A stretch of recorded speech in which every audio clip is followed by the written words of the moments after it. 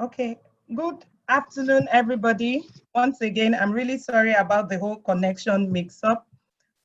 Today, we are going to be talking about post-school improvement for post-COVID-19 education.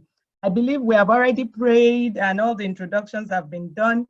Because we are already running behind schedule, I will just stand on existing protocols. Thank you very much. Basically, we are all in this together and we are all already involved with all the issues, the new normal, online schooling, e-learning, and all the issues that have affected us in this past few weeks. Schools have not been able to resume.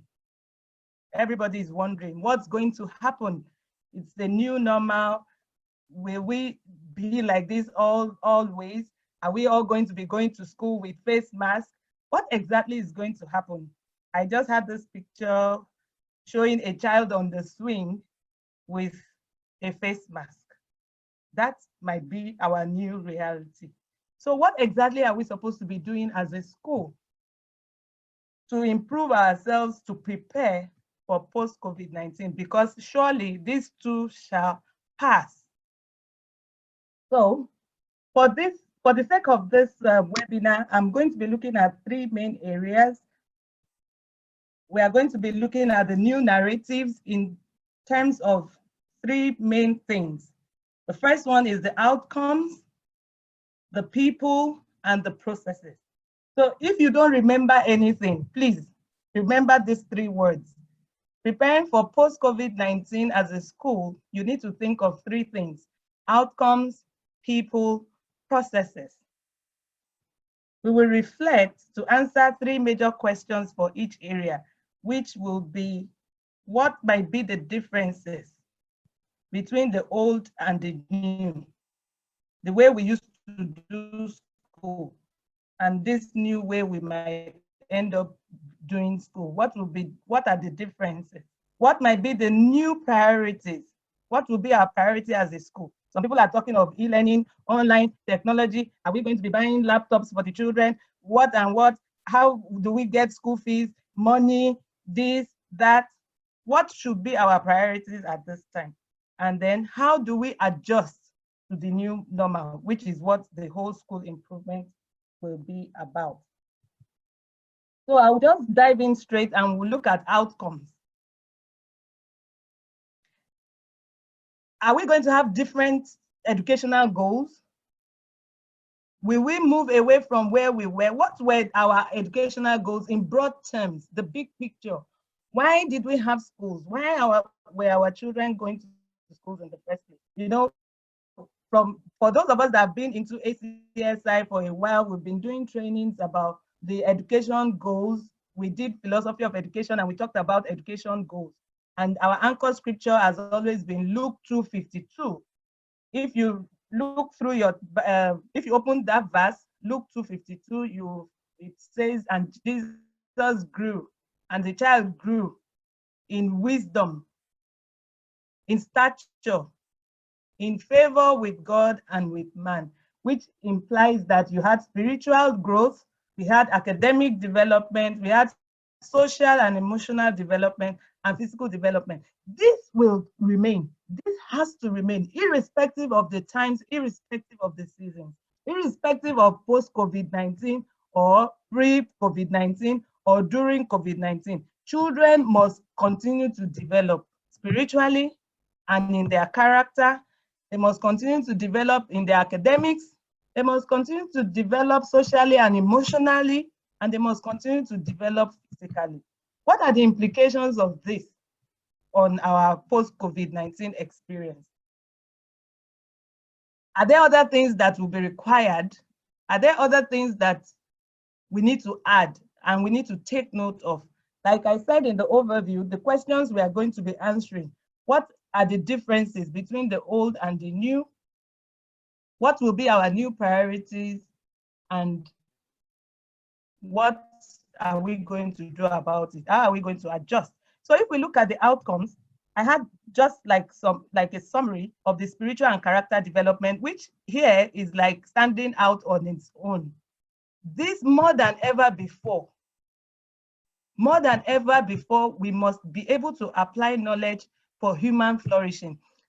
Humans cannot flourish, like we have all experienced, just by intellectual development. By passing your WAEC and knowing all your multiplication tables is not enough for human flourishing. Will humans flourish just by academic development or by social development when everybody had to stay at home and social relations reduced? Some people almost ran mad. A lot of fightings in the houses and all of that. So how are we going to respond to that as educators, as schools post-COVID-19? Physical development. Some people, you couldn't go out to do exercises and all. Some people kept eating and started adding a lot of weight like me, and all kinds of things. These are important things we must take note of. But much more than that, you can see that there are some dimensions to them that we need to begin to think critically about post-COVID-19, and we need to respond to. I have a few things on the screen. Civics, health, and environmental literacy. Children need to know more about health, their well-being, which is part of the physical development in itself. Their environment. I know a lot of the children have been asking, Daddy, Mommy, why are we at home? When are we going back to school? Some of us didn't know how we were going to explain the whole issue about how the COVID-19 started, what is a virus, how is it spread, and all of that. Why do we have to wear face masks and all of that? These are important things that we must teach the children. And continuing after post-COVID is going to be a major aspect of the educational system.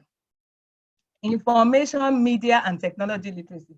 I know a lot of us, the main aspect that has impacted us during this whole experience is technology. For many people, we are focused more on how to use technology. Oh, how do I connect to Zoom? How do I use let's train the teachers on how to use this, on how to use this. That is more on the know-how of the technology, how to use technology, but much more than using technology.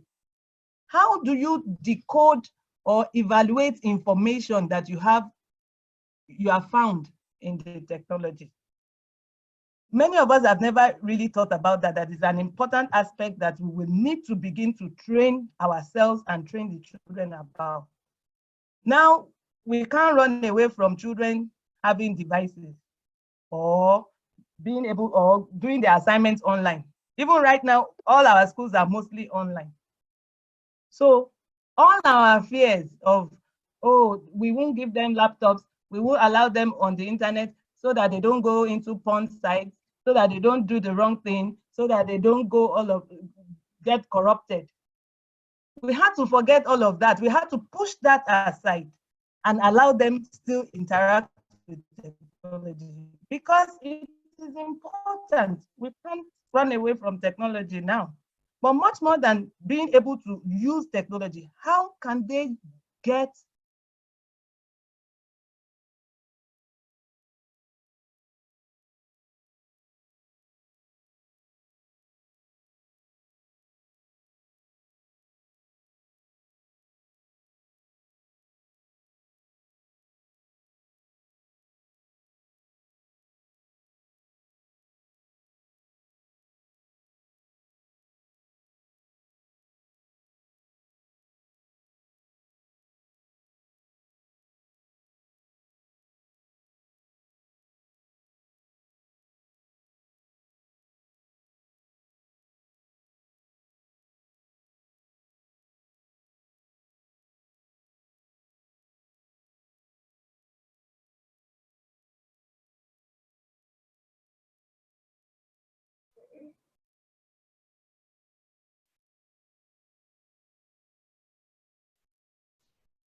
Hello, Tosin, we're not hearing you again.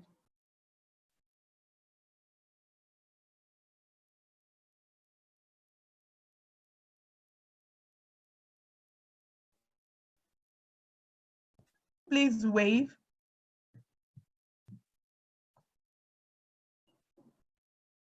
If you can hear me, please wave. I need to know I'm back on.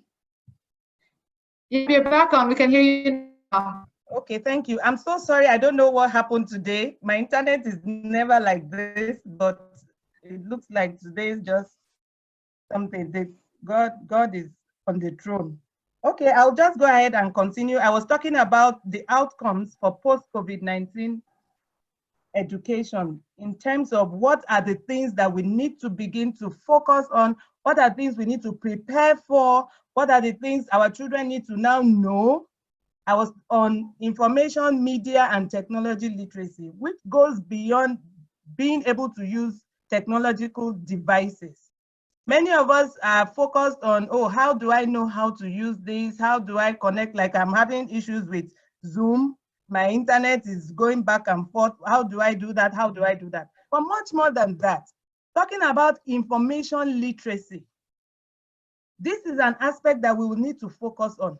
How do you find the right information using technology? How do you evaluate the right information for whatever you need it for? A lot of us have had issues with all kinds of messages on our WhatsApp. Some people said it's China that caused this, it is 5G, is that. How do you check credibility of information? These are things that we must begin to teach our children, because now they cannot run away from technology. All of us cannot. And then media literacy, especially social media. How will they be able to stand the test of time and be able to have the right worldview when evaluating the things they are bombarded with? These are important outcomes that will be in the post-COVID-19 education. Then learning and innovation skills. These are things we already do. Am I off? Yeah, sorry, Tosin, can you share your screen again? We're not seeing the slides. Oh, okay. Okay, let me do that again. I thought that came back automatically. Oh dear. Is it on now? Yes, thank you. All right. So learning and innovation skills, this is important. We have to go now after COVID-19, we have to go beyond define. I've always said this as a curriculum person, I've always had this issue with our scheme and our curriculum that makes children only do lower order thinking. We can't do that anymore, because post-COVID-19, it has exposed us to so many issues in our educational sector and in our outcomes. What are our goals as a school? What are our goals as educators, as parents, as whatever it is where we are in the education sector? These are important things that will come up that everybody will need, whether you are a parent, you are a child, or you are a business owner, whatever. Global awareness. We can't be teaching things or expecting children to just be localized. As you can see, the world is such a small place. Something happens in China, in less than 3 months, the whole world is affected. Global awareness. Now probably we'll need to think more critically about our international languages that we teach. These are issues. Financial literacy. Everybody will need to adjust, whichever way. Our children, education will change. They might need to begin to do online. They might need to, parents, some families might lose income.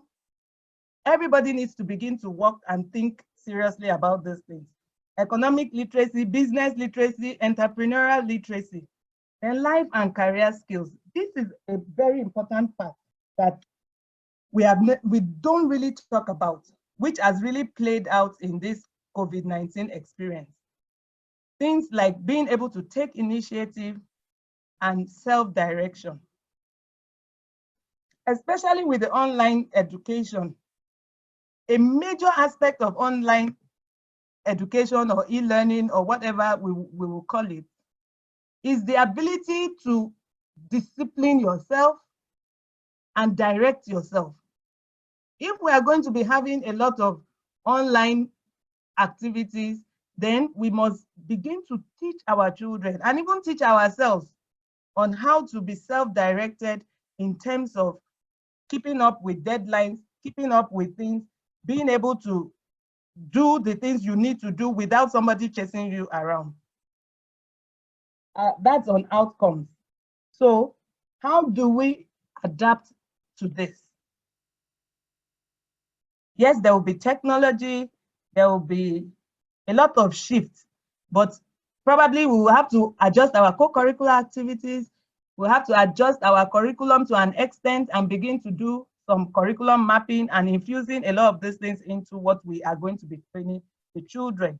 It's not going to be business as usual. So the next thing is the people.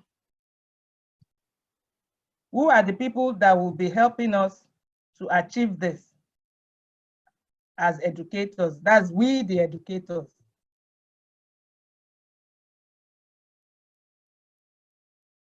Okay, I'm trying to change my slide. Okay. The school leaders, the teaching staff, and the non-teaching staff. When we talk of school improvement, we are not only talking about the teachers or the technology. We are talking about everybody, including the school leaders. What should you begin to consider? School improvement starts from the leadership, then the teaching staff, and then the non-teaching staff. The people, Christian personnel. This is a critical aspect you must consider when you are thinking of whole school improvement. I always like to use this verse, Psalm 78, verse 72, which talks about David, a summary of what David did. That you can open your Bibles. Let's even open our Bibles and look at that verse, Psalm 78, verse 72. It says, oh,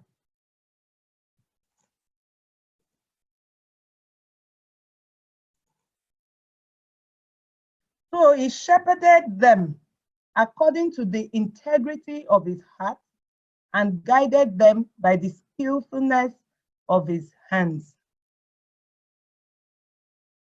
It was talking about David as a leader. He had to shepherd the people. I'm sure all of us have had this experience during this whole process, that this time the schools, everybody needed leadership. It goes beyond being a boss or being the owner. Now it had to be collaboration. We have to collaborate. We have to work together. You have to lead, you have to guide. Everybody needs skills. It's not just the teachers that will learn about the technology. Everybody. The teaching staff, yes, and even the non-teaching staff. All the new things you will be doing. Now everybody will probably have to be wearing the mask. Sometimes I go out and I see people wearing the mask on their chins. That means they don't even understand what the mask was all about in the first place. These are things we must teach everybody. Everybody must understand in terms of why you are doing what you are doing, the environmental literacy we talked about, the health literacy we talked about. Everybody must be on board because everybody is going to be working with the children, whether they are in the school bus, whether they are on the playground, whether they're in the toilet. The cleaners, more than ever before, will need to be on board to understand what exactly we are doing and what are the machineries and things you must plan for. Recruitment and appointment. What kind of staff and people will you need to work with if you are going to be bringing new people on board? If you are going to be bringing people into leadership, what are the things you need? Orientation and mentorship. This is so key. Even if you are the school owner, especially when you are having issues with some areas, it's important to connect with other people, find mentors, find people that can assist, and you can grow together. Supervision and evaluation. With a lot of technology coming into place, some of us do not know how to supervise lessons online. Some of us just trust God that the teachers will do the right thing. Or how would you monitor? These are important things that we must plan for and prepare for post-COVID-19. Continuous professional and spiritual development. A lot of us talk about professional development, continuous professional development, but we do not remember that the teachers also, of course, the teachers and the staff need spiritual development. What are you doing as a school to ensure that you still continue to have your group devotions, you still continue to have your prayer meetings, you still continue to have your prayer networks, you continue to monitor and check that your people are in the Lord and they are growing and maturing. Then we have welfare and collaboration. We have to do it together. It's a war. Everybody, all hands have to be on deck. Nobody can go behind. And then retention and termination. These are hard questions. These are hard issues that we cannot run away from. Post-COVID-19, some people will definitely become redundant if they do not meet up with all the other requirements. For instance, if you have teachers, you have staff that have refused to know how to use the laptop or technology, they might need to go. These are important things we must consider.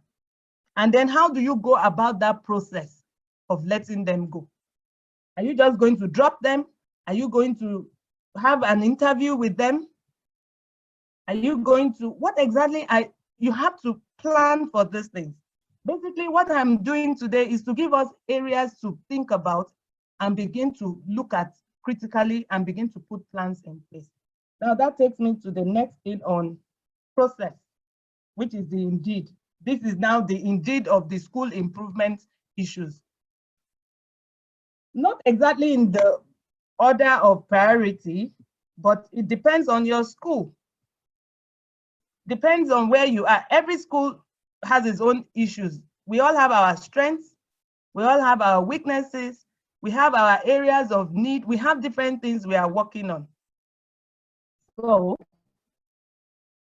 I would start with technology, hardware and software. Remember, it's not just purchasing materials. You have to also decide who purchases it. Is it the school that will spend the money and the teachers will just have it, or the staff will just have it and use, or there's going to be a shared expense, or you are going to plan because of funding, okay, you go and get a facility to get this device, and then we as the school will stand as your guarantor or something, and then it will be deducted from your salary. Or is it the school that will buy everything and give to the staff? Or what exactly are you going to do? Now, definitely there will be need for internet, there will be need for routers, there will be need for hardware. There will be need for software. In this season, a whole lot of things have been thrown out and people are just scrabbling and worried about, okay, is it Google Classroom? Is it Zoom? Is it Edmodo? Is it this? All kinds of things are out there. You can't just choose anything without even understanding what they're saying. That's why everybody, including the school leaders, need to be on board. You need to sharpen your skills for technology to be able to make the right choices and to guide the people and lead them through being able to utilize these things effectively. Because there's no point having technology and nobody is using it. Or there's no point spending so much money to buy things and then you now find out later that they were just not important, or there could have been a cheaper option. And technology is not just for the teaching. It will be required even for administration. A lot of us we had to be at home for so long. If you had not automated your system, how will you be able to access people, access your staff, access your parents, access your community? Technology will be required not just for teaching and learning, also for administration. Student care. I keep thinking, after this COVID-19, if a parent is going to send their child back to school, what is the first thing that will be on their mind? What is the first thing that they will think about? Put yourself in the place of a parent. What is the first thing that you will consider to even say, okay, I think the school is ready for my child to resume? It might not even be the school curriculum or anything like that. The first thing everybody will be thinking about is, how ready are they? Do they have proper cleaning procedures? Do they have the screening materials? So sometimes, probably before we even begin to think of the technology, the online, we need to begin to think of, after this COVID-19, what am I going to put in place to ensure that anybody that is coming in is safe? The hand washing units, are they working? Is the water running? Do you have borehole working, or you are depending on water board? What exactly are you going to put in place? Child protection and safety. Children will be children, especially if you are in the K-12. It's going to be a bit difficult to begin to think of social distancing when children are involved. But what exactly are we going to do? Are you going to have a schedule such that some people will come at a particular time and then some will go at a particular time? I'm just thinking, these are things we need to critically think about for post-COVID-19 education. When you are thinking of improving your school, these are important things we must begin to think of. Child protection and safety. If a child sneezes in class, what do you think will happen? How are the teachers going to handle it? Supposing, for instance, a child truly has COVID-19 in the class, or a teacher calls in sick, or while in school, the teacher falls sick, and then the person begins to show symptoms of COVID-19. What will happen in the school? We need to put plans in place before we say we want to resume. These are important things that we must put in place. You must have your sick bay. Some of us, our sick, we call it recovery room, clinic, whatever it is we are going to be calling our health center in the school. We might need to beef it up. You might need to have a permanent staff on ground. Maybe a nurse. You must have your PPE and all of that. All of that are going to be very important after COVID-19 lockdown. Wash, that is water, sanitation, and hygiene. This is going to be a major issue we must plan for whole school improvement. This time around, you can't cut corners. We can't cut corners on the chemicals you use for cleaning. Some of us just give our sanitary people Ariel. Ariel won't cut it at this time. You might need to have your jig and your hypo or whatever, the chemicals for sanitation that you are going to be using to clean. Parents will not be able to stand a place where they are afraid that the children will be sick. Crisis planning, like I mentioned, what if something goes wrong? A child comes down with COVID-19, or a teacher shows the symptoms right there in school. Person came in the morning, they checked the temperature was fine. And then in the course of the school day, the person begins to show some symptoms. What will happen? How are you going to evacuate the person? How are you going to isolate the person? These are things we must intentionally prepare for. The instructional program, I had mentioned this earlier, because now we are going to be having the technology infusion more than ever before for some schools, because some schools already had very good technology going on. By the way, I would like to categorically say that technology cannot take the place of teaching. Technology cannot take the place of the teacher. Technology is just a tool. Technology is just a tool to facilitate teaching and learning. Technology is not education. Some of us, we are more concerned about, okay, I want to do online, without the teacher directing what's going on, especially for kids, even in higher education. Technology on its own cannot bring about holistic education. So that being said, like I said, there will be a lot of technology involved in your curriculum mapping, the new things that will be needed, that will be desired by everybody. Biblical worldview integration, like you know, more than ever before, this is the time. You need it. We cannot just leave our children to the information they are going to be bombarded with. Because those ones that you have managed to shield before now, that were not having access to the internet or they had control access, now there will be more access. So we need to train them to tell what is good and what is right and have the discipline, the fruits of the spirit, to especially the part that is self-control. And when something pops up, it doesn't mean that you have to click on it. And those that are already affected, it is important that we begin to renew and rewash and talk to them for them to renew their mind. Teaching methods, of course, I don't have to begin to mention that. It will be difficult for any teacher at this time to say, I don't know anything about flipped classroom or online classes or using technology for homework. By the way, talking about scheduling, have you thought of it that after this COVID-19, we might not be having all those after-school classes, home lessons, after-school lessons, those different things we call it. And sometimes we might need to reduce all extension classes and all of that.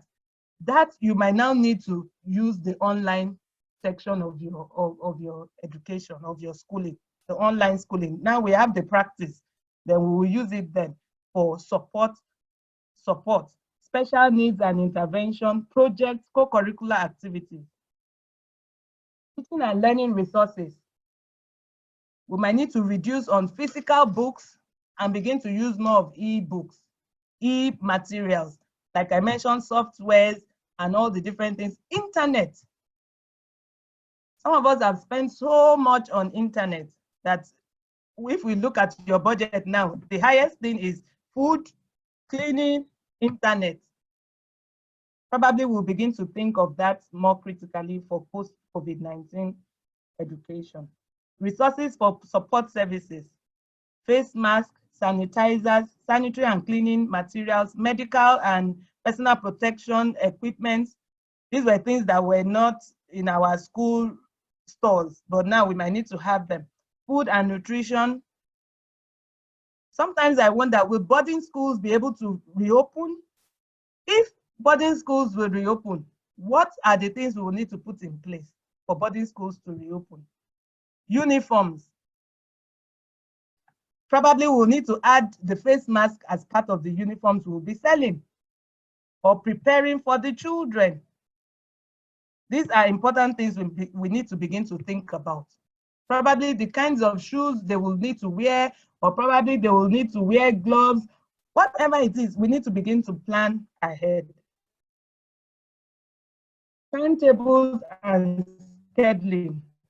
Hybrid schooling, I'd mentioned that ahead. Probably we'll begin to have hybrid schooling where some classes will be online so that we can reduce the time the children will be in school. Probably they will take some classes in school and then take some classes at home. They will take, maybe the school timetable will reduce to 15 minutes. They do the discussions and then they go home and continue. We might begin to think about that because you are looking at the ripple effects of having children in school for longer periods. We might begin to think of rotational schools and rotational classes for especially schools that are larger, because you are going to be thinking of class size, your laboratory sizes, your playground, your recovery room, school bus.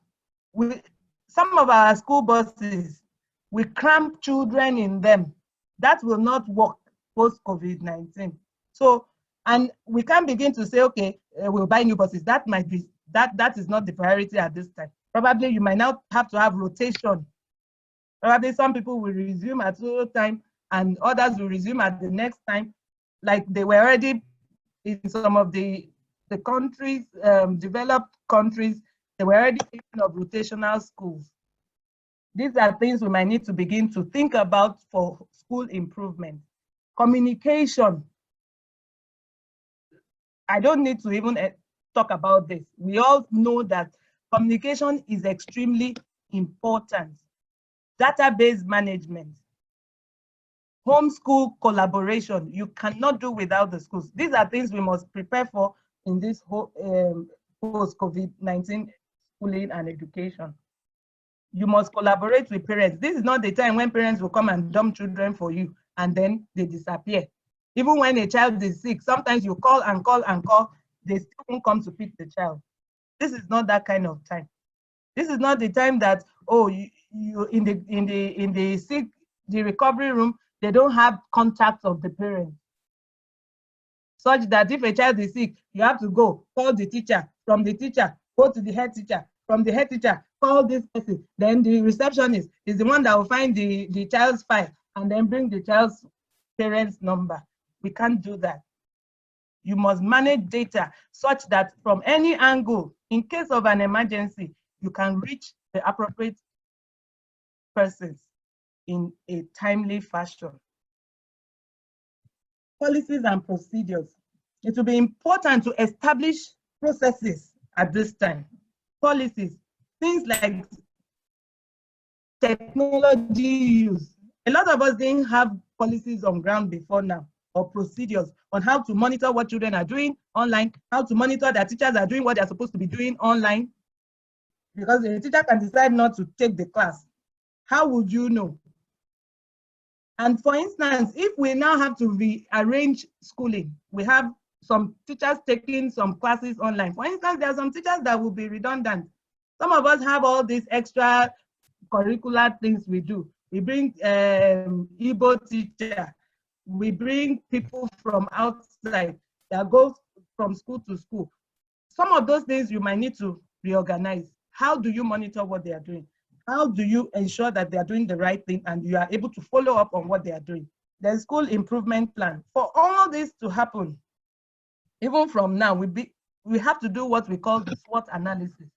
No two schools are the same, even if they have the same name. Sometimes you have a primary school and a secondary school. The secondary school is not the same as the primary school. No two schools are the same. You must do your SWOT analysis for the 2 different schools or 3 different schools or 4 schools that you have. The strength of your secondary school might not be the same strength of your primary school. The weakness in your primary school might not be the weakness in your secondary school, not to talk of 2 separate schools. So for every area, you need to sit and do your SWOT analysis. That is strength, weakness, opportunities, and threats. What is the threat? You have to ask yourself the hard questions, and let's be truthful and open as much as possible, especially in the area of finance, because all these things cannot happen without money. A lot of us have spent so much money during this period without money coming in. That in itself is stress. Sitting down with the parents, having a meeting, having dialogues with your parents is very important. A lot of us parents have been enjoying free online schooling. Nothing good is free. You must have dialogue with them and talk clearly, no hide and seek, because some people have this wrong notion that schooling is a big business, you make millions and millions and millions. But probably the reason why they think like that is because they didn't know better. So it is time to sit down and do your SWOT analysis and have representatives.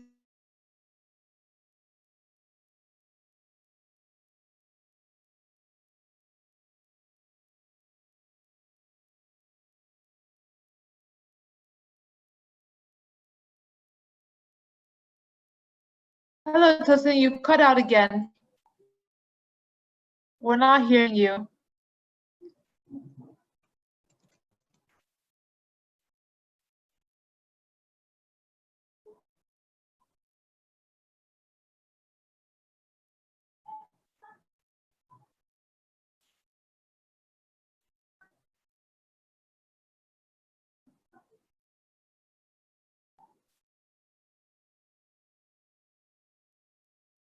Hello, Tosin.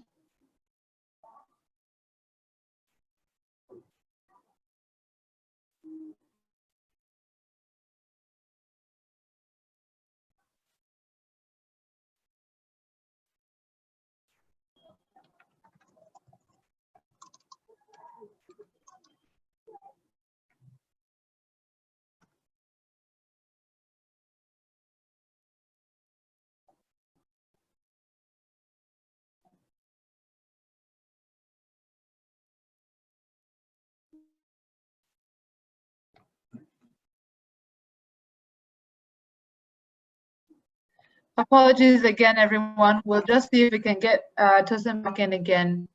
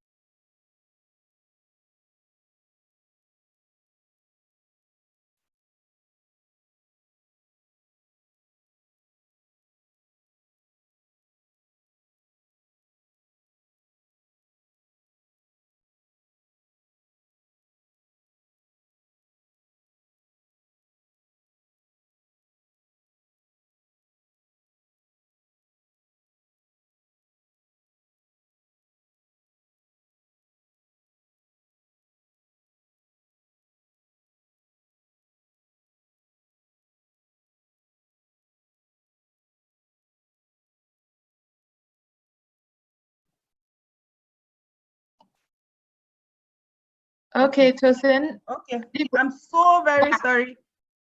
Well, sometimes technology actually fails. Yes, it does. I think that you must always have backup. We can't just say all our schools will be online forever. I'm so sorry for the mix up. The technology, the network is really low. I need to Just share share my your screen screen. again. Okay. Yeah. Okay. Are Perfect. we? Sorry. This is not the screen. How do I connect? Okay. Perfect. Okay. Okay. Basically,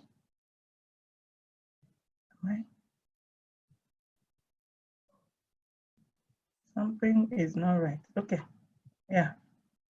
Okay. Okay, I'll be rounding up right now, but I want to believe that we have looked at most of the areas we need to consider for school improvement for post-COVID-19. Like I said, we have to conduct our SWOT analysis for each of the schools and for each of the areas. No two schools are the same. We cannot just say, oh, because the other school is doing this, then we must do it. We have to sit down with the group of people that we will work with. You can have Zoom meetings and sit down and say, okay, let us assess ourselves as a school. What will be our priorities in preparation for resumption, or even after we resume for the upcoming session? Are we going to be focusing more on our technology? For some schools, technology is not the issue.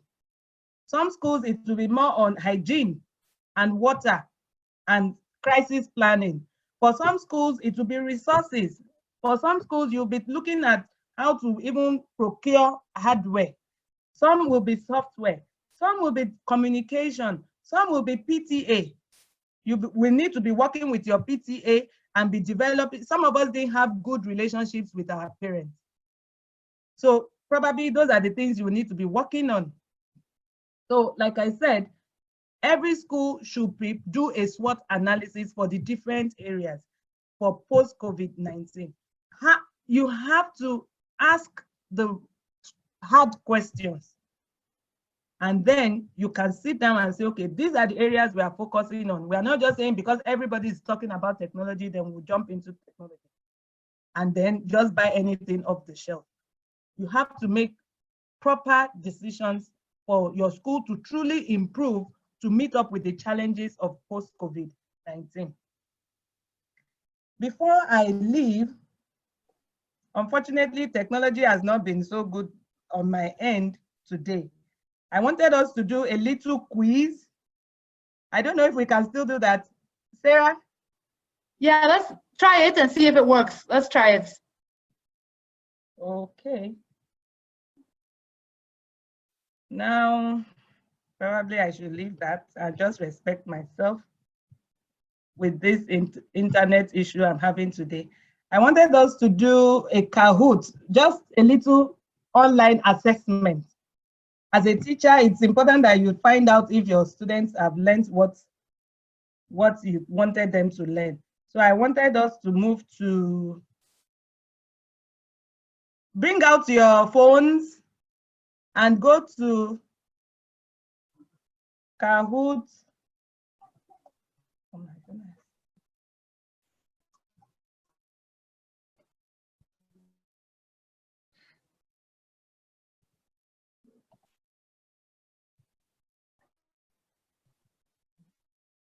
I wanted to play a game.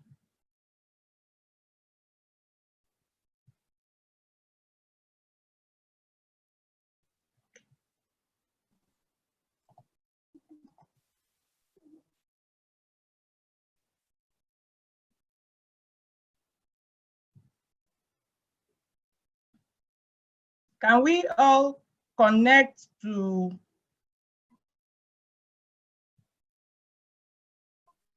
kahoot.it, either on your phone or on your device? And then it's just a game, a little game. Connect with the game. Susan, I sent the link in the chat. What? I sent the link in the chat, the Kahoot link. Okay, yeah, put it in the, I should put it in the chat. No, I put it in the chat. It's there for everyone. Yeah, that's the game pin. So just register. I'll be seeing the people as they are coming in. Right now, I don't have any player. Okay, I have Karen. Okay, I have Timmy Baz. Okay, keep coming. Okay, I have Bankole. If you have connected, you will see yourself on my screen.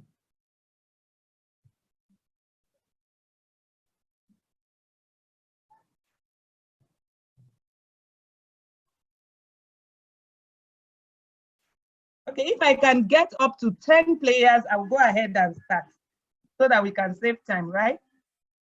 Perfect. Again, the link is in the join chat. as we go on. So I have 9, I have 10. So 11 and so on. Just join. Sarah, can I go ahead and start? Yeah, go ahead. Okay, so I'm going to start. Others can join. This is something you can do with your staff, you can do with your students, you can do with your family, just a game. Okay, so we are starting. You have 20 seconds for each question. So are you ready? Now you have the first question, the quiz. Can you all see my screen? Okay, I need answers. Yes. The time is counting down. I have only one answer. 2, 3, 4. Okay, let it come. What? Only 3 answers? Almost, oh, only 8 people. Okay, 4 people got it right. Oh my goodness. Only 2 people got it right. Oh, okay, let's see. No, sorry.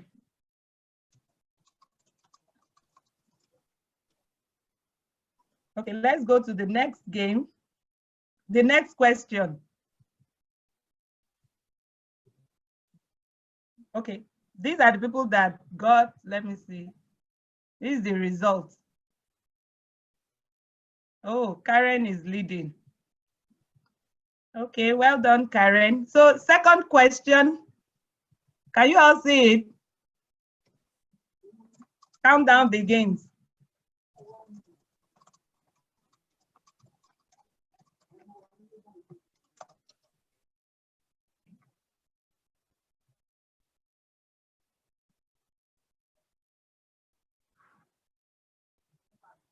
Oh, all right. Okay, let's see. Oh, who is leading? Ezekiel. Oh yeah, oh yeah. Well done. Okay, so we'll take, is it fun? Yeah. Okay, let's take the next question. It's just true or false.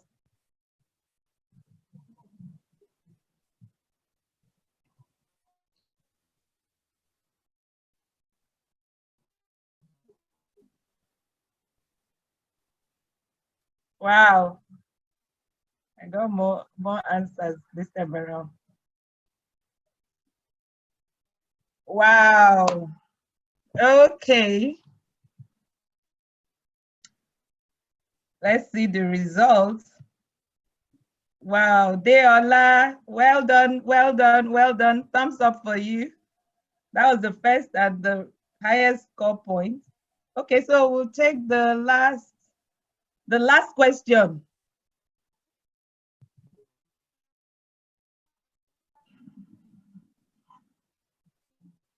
Okay.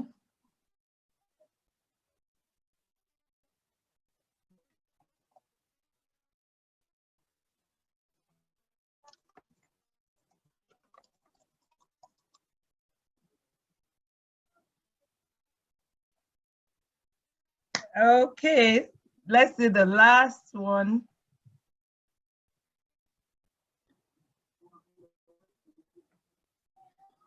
Yay!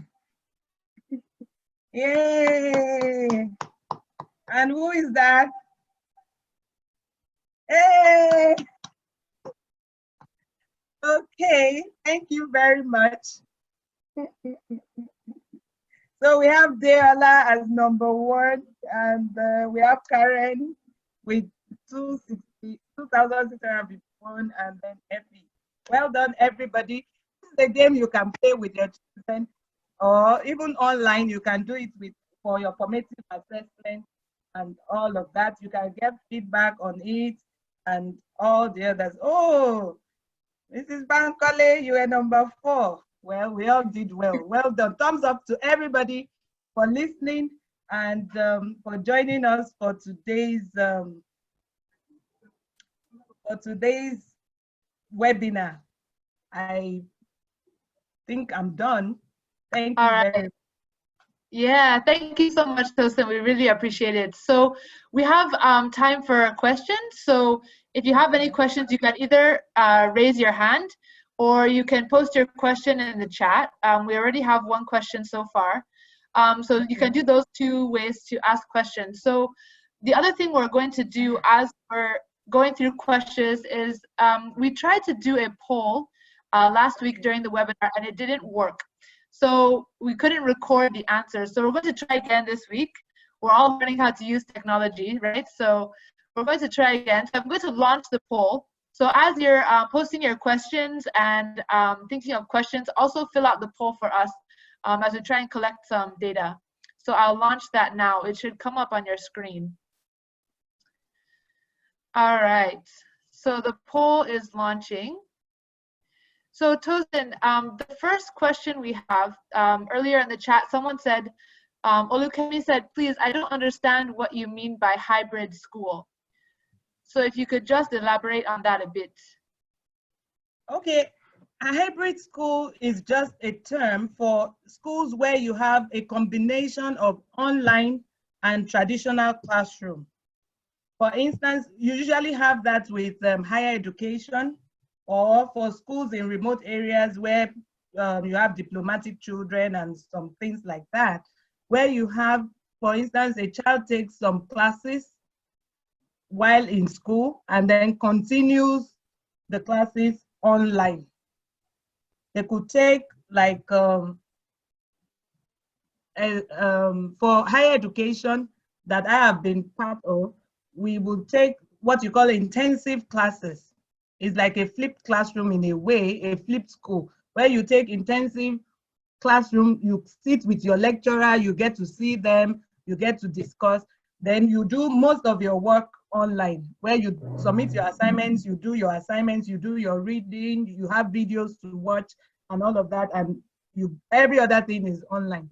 You just come to class and do discussions and talk about the things you are learning.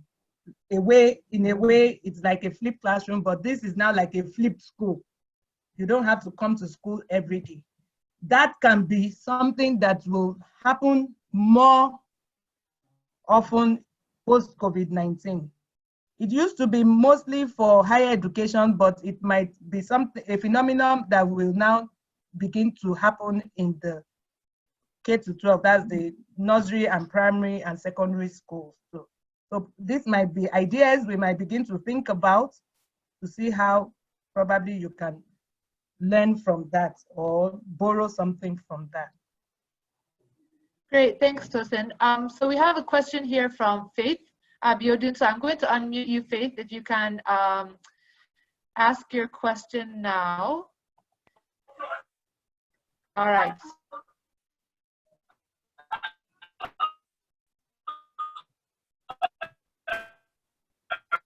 I am not getting the question.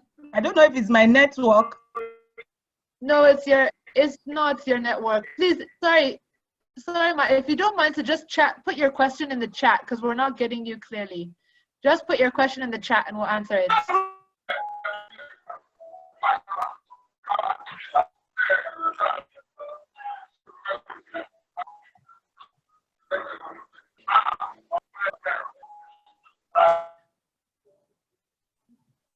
I'm sorry, I didn't get the question.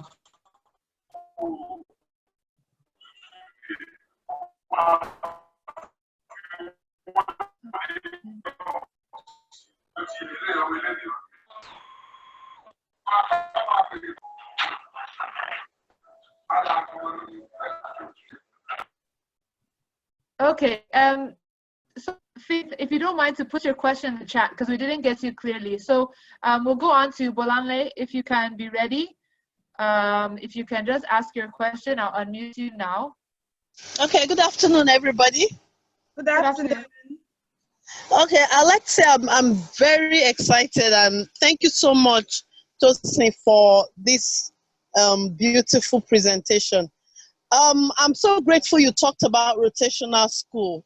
We've actually mentioned it, and what we talked about in that respect is how will parents respond to this? You know, for levels of schools like preschool and elementary school, how will parents be able to, you know, bring their children at a particular time and then pick them off at another time? You know, we were just thinking about how convenient this would be for parents in my school, but we've not been able to reach a kind of response. So I don't know if you can just give in some tips on what we can do. How can we attend to parents' needs in this regard? Okay. Thank you very much for the question. Like I said, every school has to look at their own situation because no two schools are the same. For instance, if you have to consider like your facility. When we say rotational school, basically is to reduce class size for schools that have larger children, a larger number of pupils in their classes. What you could discuss with your parents, like at the beginning of this whole online schooling, a lot of parents were like, oh, everybody was wondering how will the parents accept and all of that. It has to be dialogue. You can't, even from this stage where you are still thinking about it, you need to carry on. You have some influential parents in your school. Begin to carry them along. whether it's your PTA chairperson or you know the people that are your own and they are like they have influence amongst the parents. Begin to talk to them about why you want to do it and what are the strengths and the challenges that you will come across. And then you have to give them options. Some parents will prefer morning, some will prefer later in the day, some will just want, okay, let's share it. Some children will come Mondays, Wednesdays, and Fridays, or Mondays and Fridays, while others will come at a certain time or certain day. There are many ways to go about it. You could do your rotation in terms of days. You could do your rotation in terms of weeks. You could do your rotation in terms of timing in a school day, such that you don't have a crowded classroom. That's basically the main reason for it. It's easier for you to manage, and then for the teachers. And then you have to also consider the staff. But in rotational schools, what might happen is that you have to supplement whatever it is they will come to do in school. You supplement with activities at home, so that nobody is feeling left out or cheated or anything like that. But you need to discuss and sit down and draw up your plans and carry the parents along, especially the early years, so that it's not like you are shoving it down their throats. It's a collaborative thing. We all agree that we will do this for the sake of our children and for the sake of the school. I don't know if I answered that question.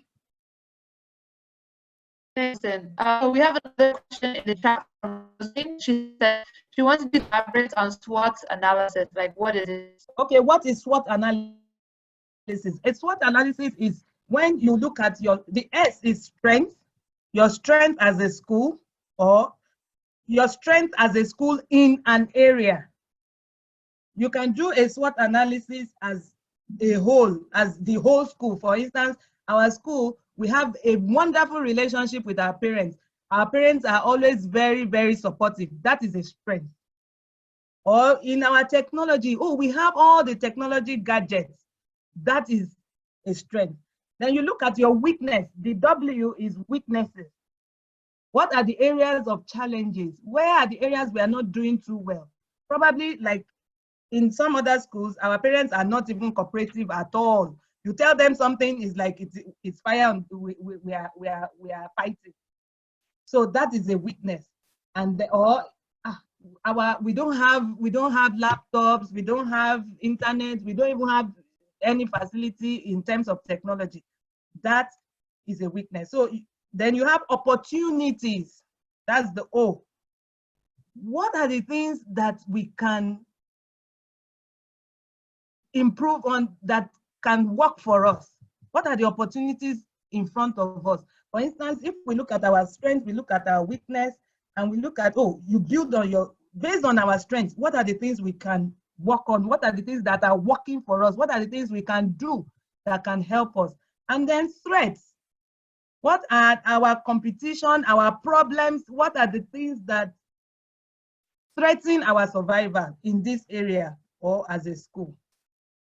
So for every area or as a school in general, I would personally advise that you do your SWOT analysis on different aspects. Like in the process where we said finance, we said technology, we said communication, do your SWOT analysis on those individual areas, and then you draw up a plan. It will help you identify where you should prioritize, because money is not flowing. You have limited resources to do a lot. So you need to prioritize based on your SWOT analysis, not just based on what everybody is saying and what everybody else is doing. I don't know if I answered that question. Thanks. And so we have another question here from Omomi. So I'll unmute if you can ask your question.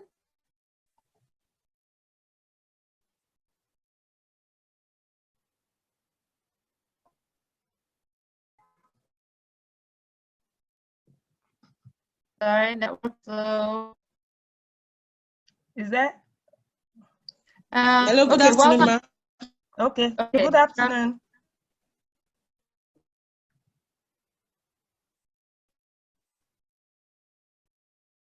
Yeah, please go ahead.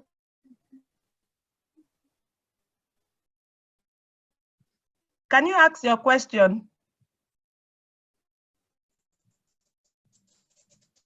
Sorry, is it me or the speaker? I think it's network. Thank you very much. I'm so grateful. Listening today. I want to ask which.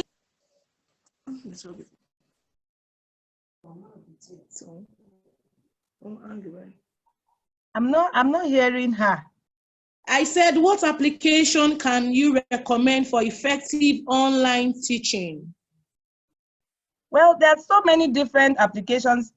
Personally, I'm very comfortable for nursery primary schooling with Google Classroom.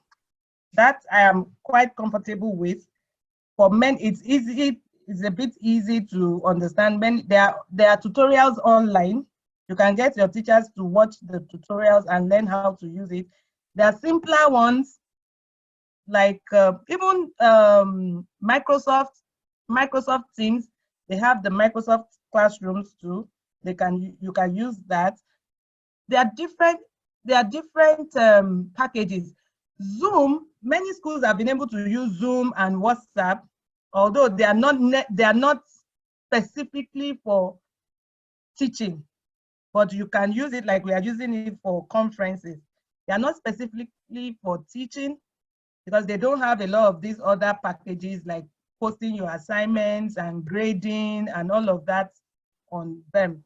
So, but you need to sit down and look at what you can afford, what you have, where are your teachers in terms of technological know-how, what devices do you have as a school or your teachers have access to for them to be able to run online. And it doesn't have to be online. Now that at least the lockdown is down, parents can come and collect worksheets. It doesn't have to be internet-based. They can come and collect worksheets in your school at a particular day and time. You can schedule them so that they have assignments to do and instructions. So depending on where your school is and what you have available and the resources available for you, you have to be creative and do what will work. Technology is not only computer and internet.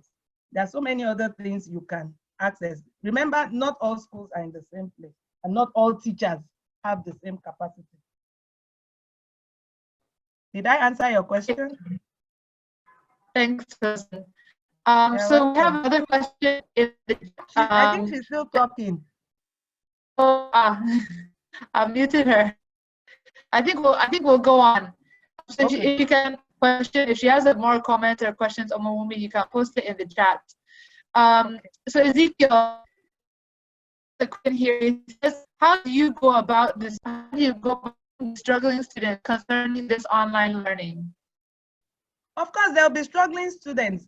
Basically, from my own opinion, in my own opinion, online for nursery, primary, secondary, we need to be a bit careful about using it to introduce new concepts. I don't know if I'm making sense. We need to, because you have children learning at different paces and not everybody will run at the same pace. You have special needs. You have children with learning difficulties. Not everybody will run at the same pace. So you might need to have different systems. For some of them, you might need to actually have the printed things for their parents to come and collect.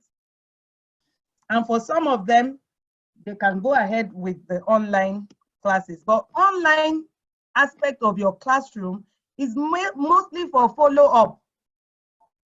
It's to follow up those things you have taught and you have established that they are already learning. Not necessarily to introduce new materials and take it through for K to 12 because they don't have that kind of discipline. Yes, secondary school they can manage, but for nursery, primary, it might be a bit difficult for you to expect everybody to run at your pace and learn everything. That's why the parents most of the parents are complaining.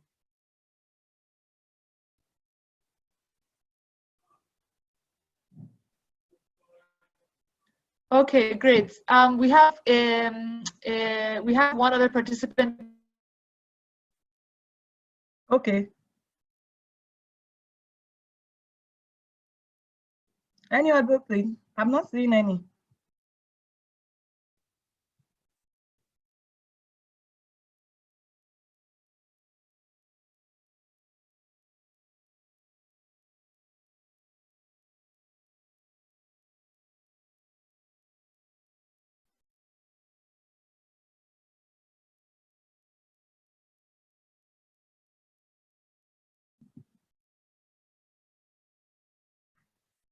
Okay, I'm seeing one here from Kalejaye. Sorry, let me try and get that question. To get your parents to buy into the online classes now, most of them are quiet about discussing what to be paid now before resumption. Well, I would expect that you are the one to push and send them letters, since they've been enjoying the online classes. Send them letters, send them newsletters to explain that, okay, of course, this has costs attached to it. And then you prorate, probably you prorate and say, okay, since you are not serving lunch, you are not serving a lot of things, that other things that come with your school fees, they might need to pay just the tuition fee, because tuition fee actually is teaching fee. And whether it's online or offline, the teachers are teaching. So you can decide to discount the teaching, since the teachers are not taking transport to school or any of those things. And you say, okay, probably you'll be paying them just their basic salaries and a little as allowances. So you cut that off. Whichever way, you just have to carry them. You have to tell them, you have to talk to them, whether talk to them in writing, talk to them in a meeting. That's to be able to get your parents to buy into the online classes and be able to support with payments. Because the truth is, a lot of parents are also struggling with not having their income. Some parents have not gotten any salary for the last 2 months. So, or they've gotten half salary and they spend so much on food, and everybody is trying to hide and behave as if they didn't know they needed to pay money. So it's you, the school or the administration, that will need to begin to send letters, call and find out how they're doing and talk to them about the online. Do a survey. You can do an online survey, let the parents tell you how they are responding to the online schooling you have already started, and get their feedback. Are they happy with it? What is the issue in terms of payment? What do they think? Then you go through it. Then I'm seeing a question here that says T signifies in SWOT analysis threats. What are the things that threaten your school in that area, or threaten you, or threaten the operations of the school in that particular area? For instance, if you say technology, what are the threats in technology? You have things like cyberbullying, you have things like children going into the wrong sites. These are threats of using a lot of technology in the school. So you need to work on it. What do we do to reduce these threats? Whether you like it or not, those things are there. What are we going to do? We can't sit down and say, oh, we will just bury our heads in the sand. You have to now consciously plan for it. Okay, we'll have this in the school to censor the sites the children can go to. You have talks to the parents.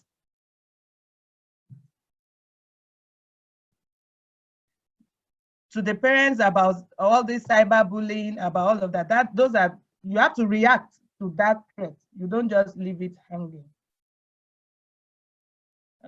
Is there any other question?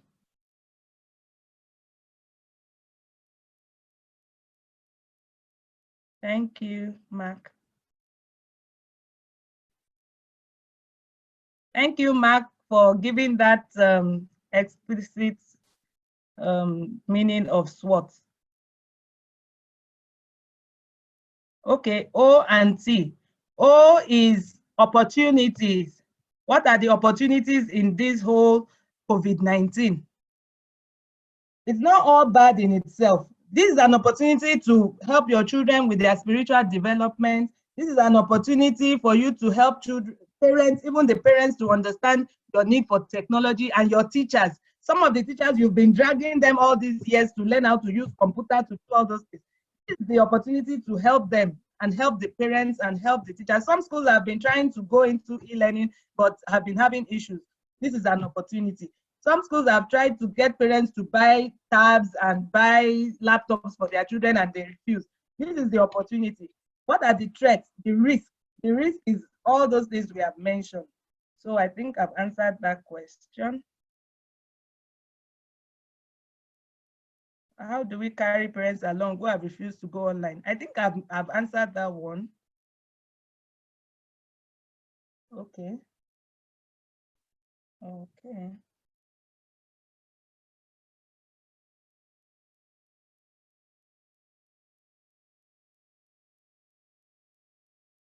Okay, apologies, Tosin.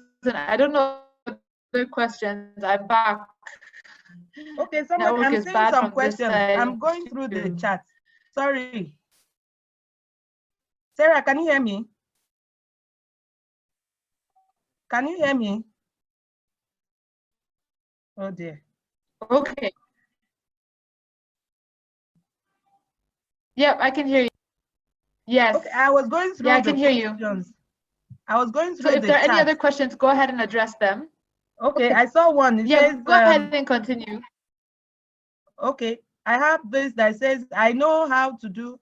Okay, I have tried all I know how to do after a free 1 month online. Honestly, I'm getting tired because I need to motivate the teachers. Is it okay to stop? Yes, if nobody is paying the bills, you can't just continue doing it, because before you know it, everybody will run aground.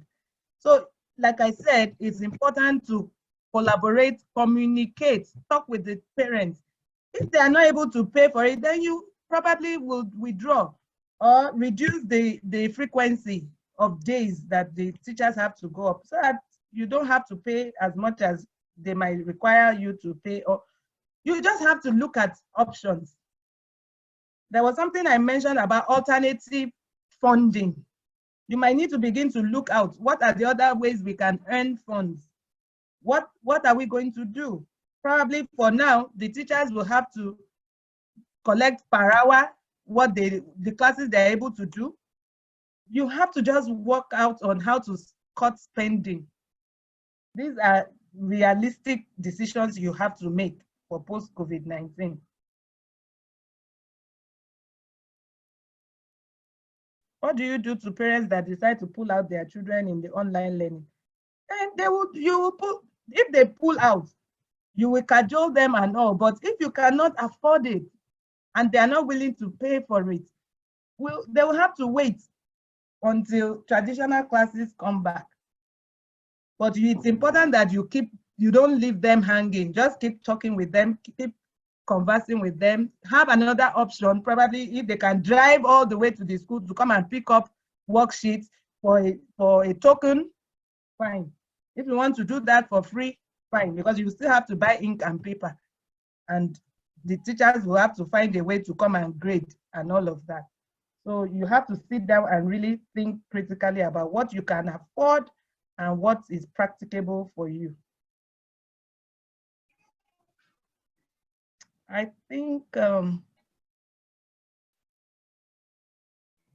what do we do to parents that pull their children out because we have them to pay?